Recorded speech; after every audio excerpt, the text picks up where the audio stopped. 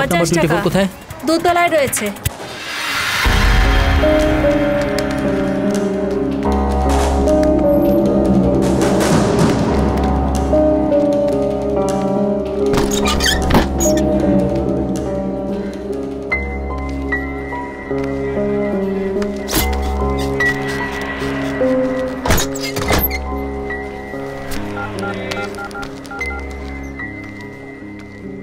Hello Ramesh, আমি প্রকাশ বলছি। নাম্বারটা আবার বল। 1 মিনিট। 28292211। 282911। কি হয়েছে? এখানে কেউ নেই, আমি পরে ফোন করছি।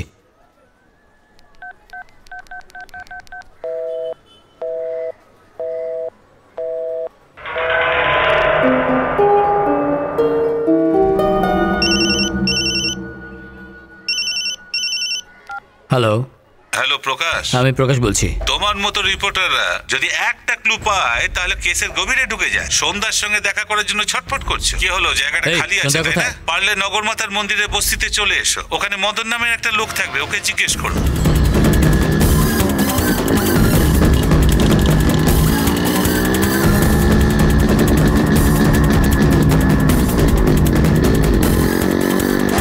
মদনের ঘর কোথায়? ওইদিকে।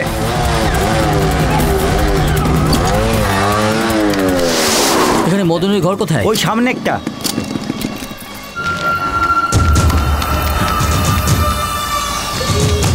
মদন কোথায় থাকে? পাশে জিজ্ঞাসা করো।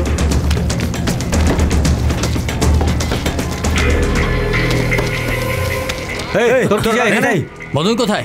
কে মদন? মদন নামের কেউ নেই এখানে। যাও তুমি, যাও চলো, চল বাইরে চল।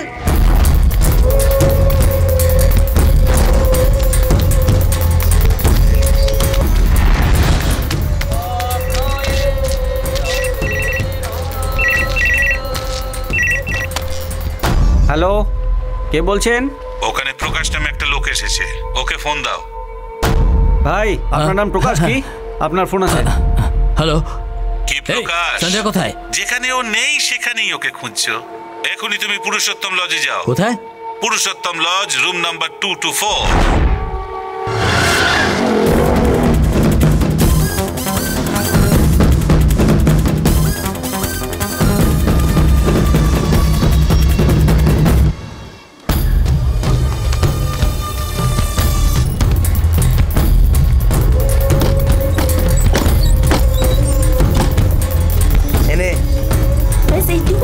আমি কালকে আসবো, দিয়ে দেবো না ডার্লিং। কোনো ব্যাপার না।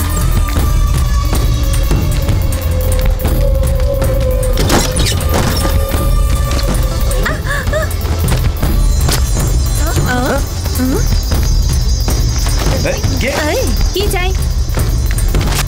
কে রে বাবা?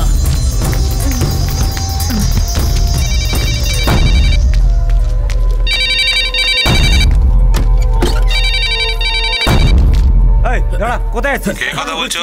প্রকাশ বলে একটা লোক তোমার ঘরে এসেছে, ওকে ফোনটা দাও। কে প্রকাশ? হ্যালো। কি ভাই, ঘাবড়ে যাচ্ছ নাকি? সন্ধ্যা কোথায়? ওখানকার সব মেয়েদের মুখে তুমি সন্ধ্যার ছবি দেখেছো না? সন্ধ্যাকে সত্যিই চাইলে নাহার গার্ডেনে চলে এসো।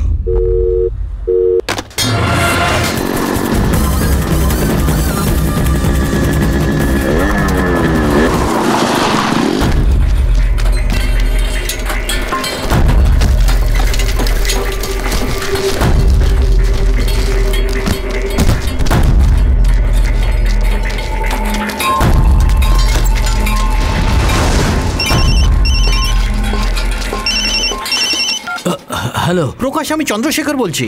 হ্যাঁ হ্যাঁ বলো। পুলিশ স্টেশনের বাইরে দাঁড়িয়ে আছি, কিন্তু এখনো কোনো ডিটেলস পাইনি। এখন তুমি বলো আমি কি করি? ফোন করছি, পরে ফোন করছি।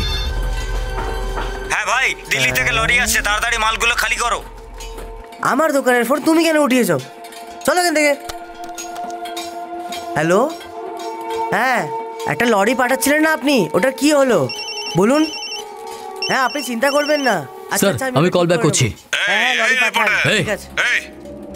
বাহ রে বাহ, তোমার হিম্মত আছে। তুমি তো খুব অ্যাক্টিভ হয়ে গেছো। যদি সন্ধ্যাকে চাও তাহলে 3 বাত্তির চালের গুদামে চলে এসো।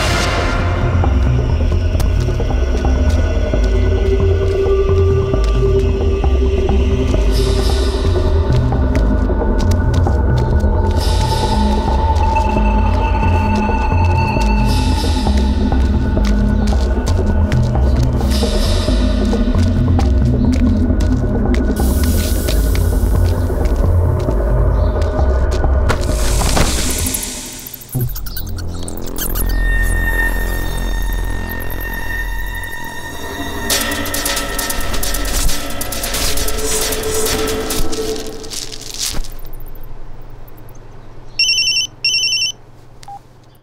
কি প্রকাশ, ভয় পেয়ে গেলে নাকি? সন্ধ্যা কোথায়? আমি ভেবেছিলাম তুমি প্রেমের টানে মেয়েটার খোঁজ করবে। আমি যা যা বলেছি তাই করেছো। সন্ধ্যা কোথায়? ও আমার কাছে সুরক্ষিত আছে। ওহ, তুমি কোথায় না ওকে খুঁজেছো? তুমি কি চাও? যা আমি চাই সেটা আমার কাছে আছে। প্রথমে তুমি শ্যামনগর বস্তিতে গিয়েছিলে, ওখানে দেশি মদ তৈরি হচ্ছিল, তুমি বুঝতেই পারোনি। তারপর তুমি লজে গেছিলে, ওটা রেড লাইট এরিয়া, সেটাও তুমি বুঝতে পারোনি। তারপর তুমি বিজয়নগর গার্ডেনে গেছিলে, যেখানে চুরির জিনিস বিক্রি হয়। আধ ঘন্টার মধ্যে একটা লরিকে সম্পূর্ণ খুলে বেচে দেবে। এখন তুমি চালের গোদামে আছো না, যেখানে তুমি দাঁড়িয়ে। ওই গোদামে চুরি করা চাল লুকিয়ে রাখা হয়, যেটা তুমি এখনো বোঝোনি। তুমি দেখতেই পাচ্ছ না। এই রিপোর্টারে এরকমই হয়। তোমার অসুবিধা না হলে তুমি সব সমস্যাকে লিখবে, আর অসুবিধা হলে কোনো সমস্যাকেই দেখতে পাবে না। তোমরা তো গরিব জাতের, যাই দেখো না কেন মনে করো ইঁদুরের কেটে নষ্ট করে দিয়েছে। তাই আমি ইঁদুর কলে খাবার দিয়ে ইঁদুর ধরে খাঁচায় পুরে দিই। কিন্তু খাঁচায় বন্দি হবার পরে কোনো ইঁদুর সেই খাবার খায় না, ভাবে কি করে খাঁচা থেকে বেরোবে। তেমনি তুমিও ফাঁদে এখন আটকে পড়েছো। এখন কোনো সমস্যাই তুমি দেখতে পাবে না, শুধু সন্ধ্যাকে শেষ পর্যন্ত খুঁজতে থাকবে। এই খেলায় শুধু আমিই জিতবো। চেকমেট হয়ে গেছে প্রকাশ।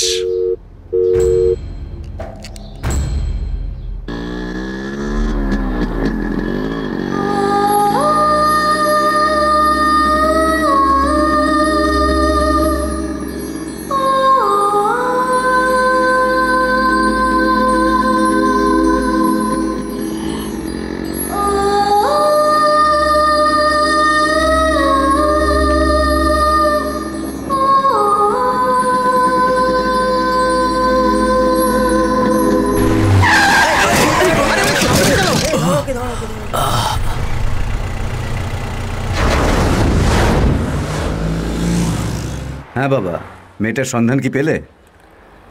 তোমার কি দরকার এই কথাটাই বলবে না? আমি তোমাকে খুব ভালোবাসি, এটাই তুমি মেয়েটাকে বলেছো না? আমি আর ভালো মানুষ হতে পারবো না। মুখে মুখে এই কথাটাই বলেছিলে না তুমি? তোমার এই ধরনটাই আমার খুব পছন্দ। আর এমনিতেও আমি এই কথাটা তোমায় বলেছিলাম, আমি সবসময় মানুষের সাথে বন্ধুত্বই করি। আপনি ন্যায় ধর্মের কথা বলছেন। এখানে এসব কিছুর জন্য কেউ সম্মান দেয় না। এখানে সবাই মিথ্যেবাদী আর হারামির দল।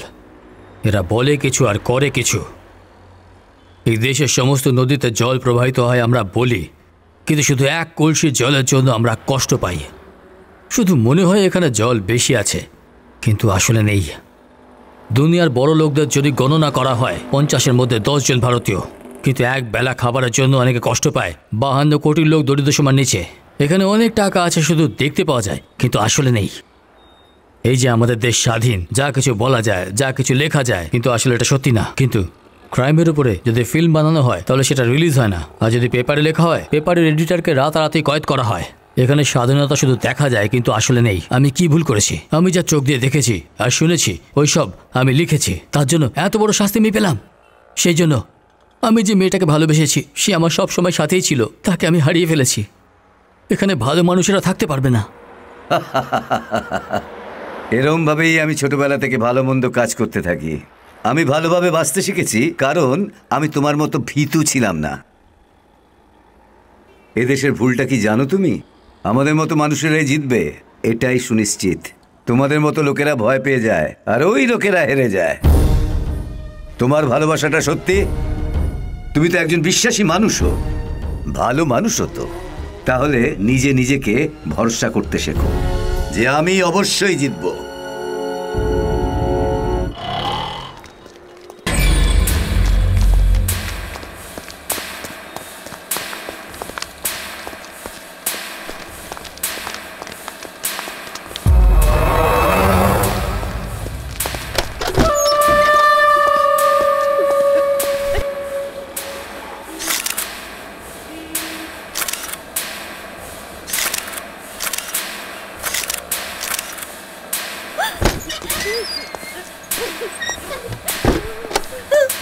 এদিকে আয়, এটা ফ্রেম বানিয়ে নিয়ে আয়।